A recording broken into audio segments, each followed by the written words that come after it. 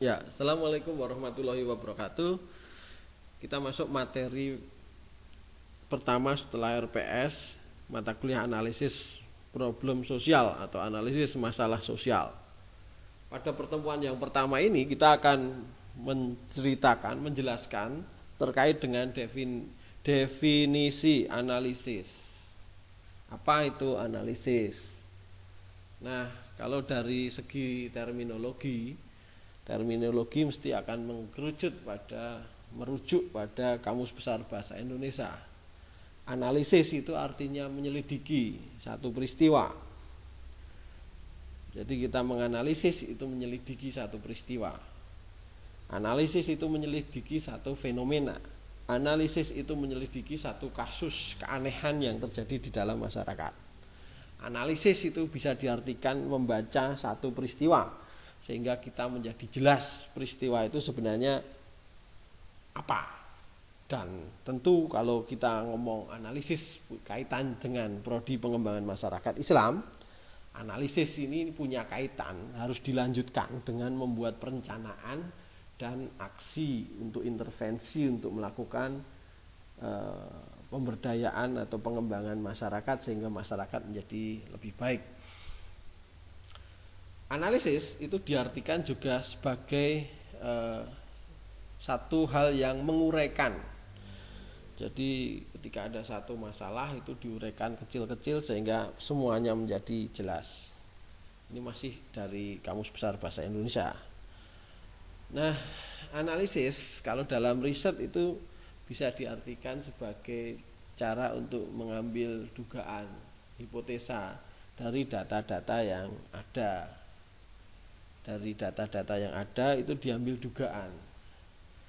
Dugaan itu perlu dibuktikan ya, karena dugaan itu bisa benar, bisa salah, sehingga kita tidak boleh langsung mengambil dari dugaan-dugaan itu. Dugaan-dugaan itu perlu dianalisis, perlu diperiksa, perlu diuji validitas datanya, sehingga kesimpulannya nanti juga akan mendapatkan kesimpulan yang valid.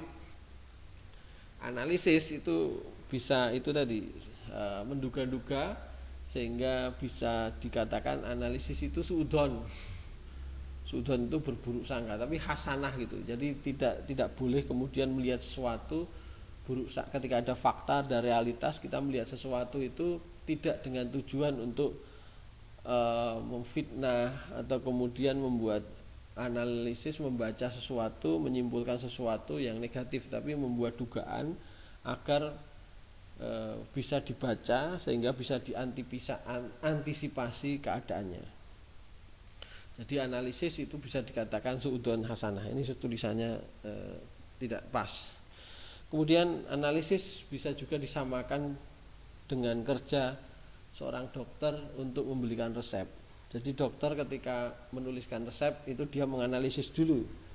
Kira-kira si pasien ini dilihat dulu, kemudian ditanyai dulu, diwawancarai, kemudian ditanyakan, dilihat riwayat kesehatannya, baru kemudian dianalisis, disimpulkan, oh pasien ini sakit A, dia harus dikasih terapi, dia harus minum obat, dia harus istirahat, dia harus sekian lama istirahat, dia harus disuntik, dia harus operasi dan sebagainya. Itu berdasarkan pada analisis. Jadi analisis itu sama dengan kerja seorang dokter ketika membuat resep. Analisis itu bisa dikatakan juga membaca masyarakat, tadi sudah dijelaskan. Iqra itu tentu membaca dengan Bismi Rabbika, atas nama Tuhanmu, atas nama kebaikan, membaca sesuatu atas nama kebaikan, tidak kemudian untuk melecehkan seseorang. Nah, untuk analisis ini butuh teori saya pikir, makanya analisis masalah sosial itu punya kaitan dengan teori-teori sosial, teori-teori sosiologi, teori-teori psikologi.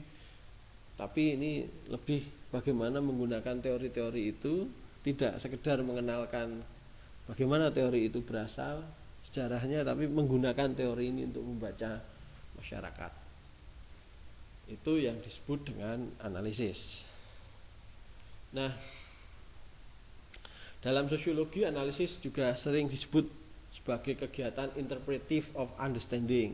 Interpretative of understanding itu memahami, menginterpretatif, menafsir of understanding, dan memahami satu realitas, satu fenomena yang mungkin dianggap biasa atau dianggap luar biasa.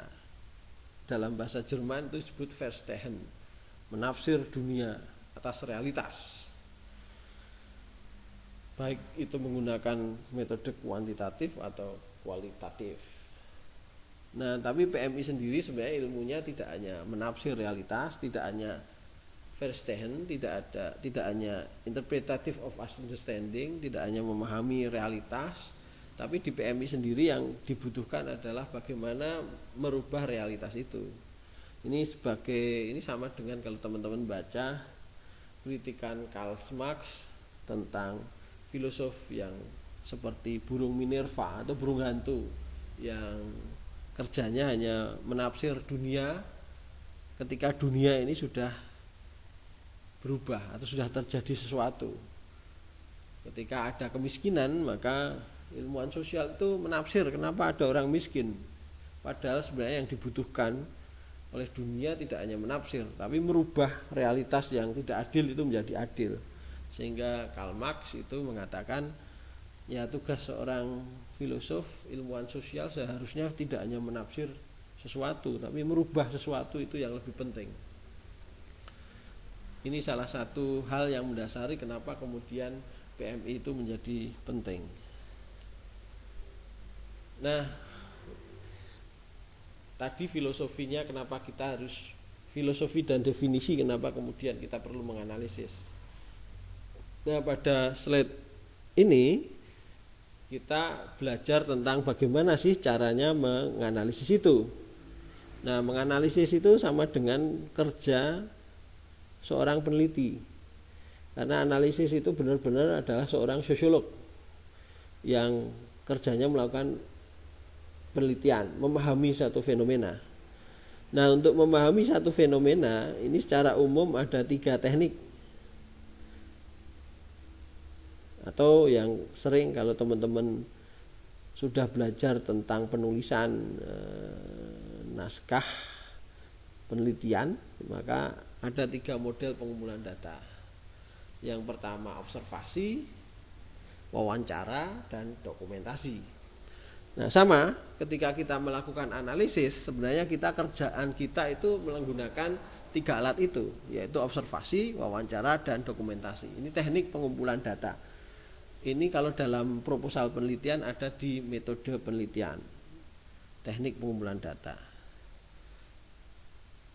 Untuk menganalisis itu butuh 3 cara itu. Seperti dokter tadi ketika bekerja, dia pertama mengobservasi, dia melihat dengan panca inderanya, terutama menggunakan mata.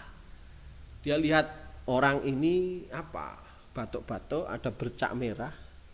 Dia kedinginan, ketika kedinginan dilihat ada bekas digigit nyamuk atau tidak dan sebagainya. Kalau observasi di masyarakat tentu dia melihat dari panca indera apa yang sudah terjadi di masyarakat, apa peran dari orang-orang yang ada di masyarakat itu. Yang kedua adalah wawancara. Kalau observasi itu hasilnya foto ya, hasilnya foto, tapi bukan foto milik orang lain, tapi foto yang kita sendiri yang jepret, kita sendiri yang ngambil foto itu hasil observasi kita dari mata kita itu kemudian didifresh, namanya didokumentasikan dalam bentuk gambar berupa foto itu.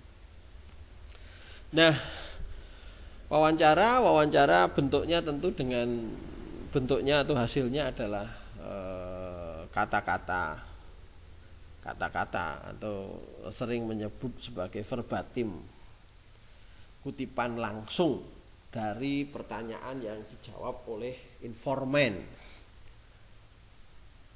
Jadi nanti ketika teman-teman menulis satu laporan riset, ada jawaban dari informan yang itu ditulis apa adanya, itu namanya verbatim, dan itu ditulis dengan italic atau miring, yang kemudian itu bisa ditafsir, diinterpretasikan apa maksud dari wawancara itu. Kemudian yang ketiga adalah dokumentasi. Dokumentasi adalah data yang sudah ada terkait dengan satu fenomena itu. Misalnya data dari BPS, data monografi di desa, data dari koran, data dari riset terdahulu. Itu penting kita untuk melihat data itu.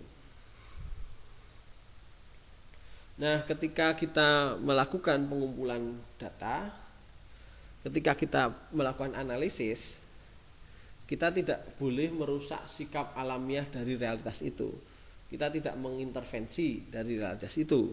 Itu prinsip yang pertama. Karena kalau kemudian yang kita baca itu sudah realitasnya sudah berubah, maka atau realitas itu tidak alami, maka ya hasilnya saya pikir hasil analisisnya juga tidak tepat. Nah, untuk itu maka Anda tidak boleh mencolok ketika berpenampilan mencolok, atau kemudian Anda overacting ketika kemudian mengambil data itu. Jadi ketika Anda misalnya riset tentang anak jalanan, tentu pakaian Anda tidak boleh pakai jas karena mereka akan kaget.